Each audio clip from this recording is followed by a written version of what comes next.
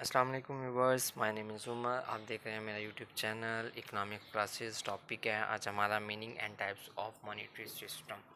तो सबसे पहले हम मॉनेटरी स्टैंडर्ड को डिस्कस कर लेते हैं कि मॉनेटरी स्टैंडर्ड्स क्या होता है। मॉनेटरी स्टैंडर्ड्स मीन मालियाती पॉलिसियाँ होती हैं। ठीक है, मॉनेटरी मीन्स क्या होता है, पैसा। ठीक है, उसको हम मज़ीद डिस्कस करने जा रहे हैं।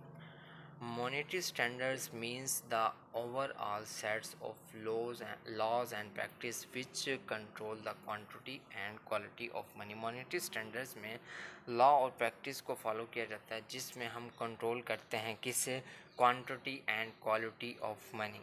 फर्स्ट ऑफ ऑल हम क्वालिटी ऑफ मनी को डिस्कस करते हैं। जैसे कि क्वालिटी, हर चीज़ की कोई ना कोई क्वालिटी होती है। जैसे मोबाइल की क्वालिटी है, बाइक्स की क्वालिटी हैं और मैनी अदर थिंग्स। ठीक है, उसको उस चीज़ को उस क्वालिटी की बिना पर जाना जाता है। इसी तरह हमारे पास क्वालिटी ऑफ मनी भी है, पैसे की क्या वैल्यू होती है। तो फर्स्ट ऑफ ऑल हम करने जनरली एक्सेप्टेबिलिटी। फर्स्ट क्वालिटी ये है कि जनरली एक्सेप्टेबिलिटी होती है, हर शख्स उसको एक्सेप्ट करता है। पैसे के ज़रिए आप उस प्राइस की कोई भी चीज़ को परचेज़ कर सकते हैं इन एनी मार्केट जाकर है। जैसे कि अब मेरे पास 5000 या 1000 का रुपीज़ है, मैं किसी भी मार्केट पे पैसा है, नोट है, पेपर मनी जिसे कहते हैं हम आजकल, उसके ज़रिए मैं जाकर किसी भी शॉप्स पर अपनी ज़रूरियात ज़िंदगी की अशिया को परचेज़ कर सकता हूँ। वो जनरल एक्सेप्टेबिलिटी है। Limited supply. अब लिमिटेड सप्लाई का मतलब है जब भी करेंसी नोट इशू किए जाते हैं स्टेट बैंक की तरफ से, वो एक लिमिट से, ठीक है, एक लिमिट में सप्लाई किए जाते हैं, पैदा किए जाते हैं। उसको उस लिमिट से इंक्रीज़ नहीं किया जाता, ज़्यादा नहीं करेंसी नोट्स को छापा जाता मार्केट में भेजने के लिए। थर्ड है medium of exchange. Medium of exchange का मतलब है selling purchasing.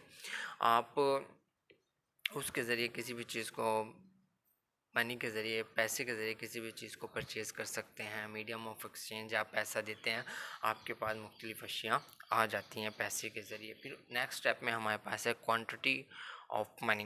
Price change relationship the money supply. अब प्राइस और मनी सप्लाई में चेंज रिलेशनशिप पाया जाता है। When increase money supply make the condition inflations. जब भी मनी सप्लाई इंक्रीज़ होती है, स्टेट बैंक ऑफ पाकिस्तान या state bank in any country, हर एक मुख्तलिफ लोगो होता है। जैसे कि हम पाकिस्तान में स्टेट बैंक ऑफ पाकिस्तान, ठीक है, जो करेंसी नोट को इशू करता है, हमारे पास हमारे मुल्क में स्टेट बैंक ऑफ पाकिस्तान है। तो जब वो ज़्यादा करेंसी नोट्स को इशू कर देता है तो उससे मनी सप्लाई क्या होती है, इंक्रीज़ हो जाती है मार्केट में, एवरी प्लेस में। तो जिसकी वजह से क्या होता है, इन्फ्लेशन की कंडीशन पाई जाती है। इन्फ्लेशन बेरोज़गारी को कहते हैं, जिसकी वजह से जब इन्फ्लेशन की कंडीशन होती है इन एनी इकॉनमी तो प्राइस कंटिन्यूसली इंक्रीज़ पाई जाती है इन एवरी गुड्स। हर अशिया की कीमतों में इजाफा होता है। फिर इसके बाद है the standard money determine the exchange the good and services. अब मनी के ज़रिए जनरल आपको पता है कि उसके ज़रिए हम गुड एंड सर्विसेज को एक्सचेंज करते हैं। पैसे के ज़रिए मुख्तलिफ अशिया को ख़रीदते हैं और सर्विसेज में हमारे पास आ जाती हैं हम मुख्तलिफ़ किस्म की, जो जैसे कि डॉक्टर्स हैं, वकील हैं, लॉयर्स हैं, इनकी फ़ीसेस अदा करते हैं। ये एक्सचेंजेबल ये सर्विसेज आ जाती हैं। ये एक्सचेंज किससे होती हैं, मनी यानी पैसे से होती हैं। फिर उसके बाद है monetary standards maintain the internal and external value of money. Monetary standards के ज़रिए इंटरनल मुल्क के अंदर एंड एक्सटर्नल मुल्क से बाहर वैल्यू को, मनी वैल्यू को या करेंसी वैल्यू को क्या किया जाता है, मेंटेन किया जाता है। ठीक हो गया। नेक्स्ट स्टेप पे हम चलते हैं। उसमें हमारे पास है types of monetary standard. Two types हैं मॉनेटरी स्टैंडर्ड्स की, मेटेलिक और कमोडिटी स्टैंडर्ड्स एंड पेपर और फाइट स्टैंडर्ड्स। अब मेटेलिक स्टैंडर्ड को हम डिस्कस कर लेते हैं। The metallic standard in which the value of money is express fix quantity of some and. अब मेटेलिक स्टैंडर्ड में जो वैल्यू ऑफ मनी है वो किसी फिक्स क्वांटिटी से कंसर्न कनेक्ट होती है। ठीक है, अब जैसे कि 10 रुपीज़ ऑफ कोइंस है, 5 रुपीज़ ऑफ कोइंस है, उसमें फ़िक्स क्वांटिटी ऑफ मेटल, एक मुनासिब मकदार, एक फ़िक्स मकदार ही क्या किया जाता है, इस्तेमाल किया जाता है। 10 रुपीज़ की क्वांटिटी ऑफ मेटल जितना होगा उसमें उतना ही इस्तेमाल किया जाता है। 5 रुपीज़ में जितना क्वांटिटी ऑफ मेटल होगा उतना ही इस्तेमाल किया जाता है। अब ऐसा नहीं होगा कि हम 5 kg मेटल को कन्वर्ट कर दें 10 रुपीज़ कोइंस में, ऐसा नहीं होता। ठीक है, एक फिक्स्ड क्वांटिटी होती है मेटल की। If the monetary system connected to only one metal it is called monometallism. ठीक है, अगर जो हमारे पास मॉनेटरी सिस्टम्स है वो कनेक्टेड किसके, ओनली वन मेटल के, उसे क्या कहते हैं हम, मोनोमेटलिज्म्स। और सेकंड में हमारे पास है monometallism refers to the gold standard, silver and metal ETC। ठीक है, जो मोनोमेटलिज्म में refers to the gold standard and silver standards, metal is silver. अब थर्ड में हमारे पास आ जाता है bimetallism. The monetary unit is made to metals, the monetary standard is bimetallism. अब मोनोमेटलिज्म में क्या था, ओनली वन था। ठीक है, अब बाई मेटलिज्म में क्या होता है, टू मेटल्स इस्तेमाल किया जाता है, जिसे हम क्या कहते हैं, बाई मेटलिज्म कहते हैं। पेपर स्टैंडर्ड, अब सेकंड टाइप्स हमारे पास फर्स्ट थी मेटेलिक एंड कमोडिटी स्टैंडर्ड, उसमें आगे मेटेलिक को हमने आगे डिफाइन किया था। उसमें फर्स्ट जो हमारे पास थी वो थी मोनोमेटलिज्म और सेकंड हमारे पास क्या है, बाई मेटलिज्म। अब paper standard circulates the legal tender money.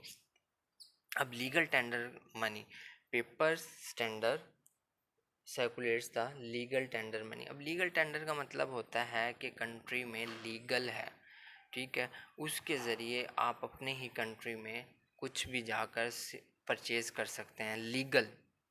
ठीक है, लफ्ज़ एक इलीगल होता है ना, उसे इसी तरह से लफ्ज़ है लीगल टेंडर, मतलब अपने मुल्क में ही लीगल है, काबिल इस्तेमाल है। ठीक है, 50 रुपीज़ 1000 रुपीज़ के ज़रिए आप क्या कर सकते हैं, कंट्री में अपनी परचेजिंग कर सकते हैं, लीगल टेंडर है, काबिल इस्तेमाल है।